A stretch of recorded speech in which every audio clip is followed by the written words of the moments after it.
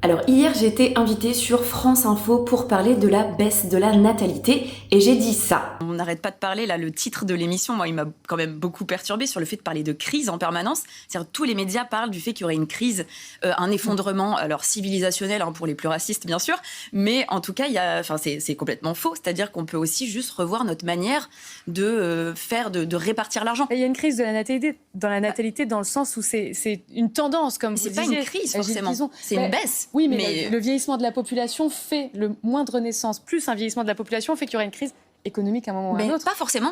Visiblement, ça n'a pas beaucoup plu à la journaliste parce que je me suis un petit peu fait couper la parole et j'ai pas pu développer. Mais du coup, je vais le dire ici. Ce que je voulais dire, c'est que tous les médias traitent actuellement le sujet de la baisse de la natalité comme quelque chose de foncièrement mauvais, voire alarmant pour, la stabilité de notre nation, de notre continent. Des moins racistes, ça dit qu'on est sur une crise de la natalité et les plus racistes vont parler d'effondrement civilisationnel.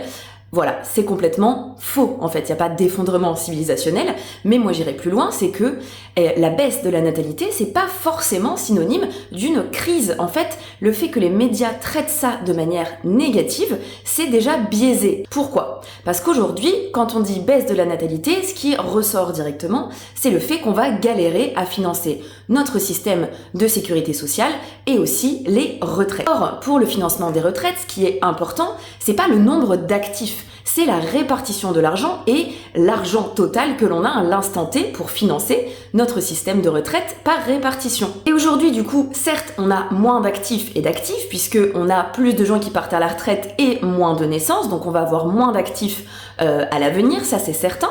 Mais le vrai problème qu'on rencontre, c'est la répartition de l'argent. Aujourd'hui, on a une suraccumulation des richesses par une poignée de personnes, alors que cet argent pourrait aller directement dans les caisses de l'État pour financer nos retraites ou la sécurité sociale.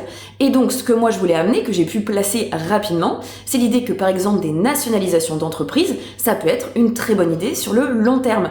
Et aussi, bien évidemment, la taxation des riches qui n'ont pas du tout besoin d'avoir autant d'argent et simplement aussi la fin des privilèges accordés aux grandes entreprises de manière générale. Donc je vais taguer France Info en dessous puisque comme ça j'aurais pu terminer ce que j'avais expliqué hier.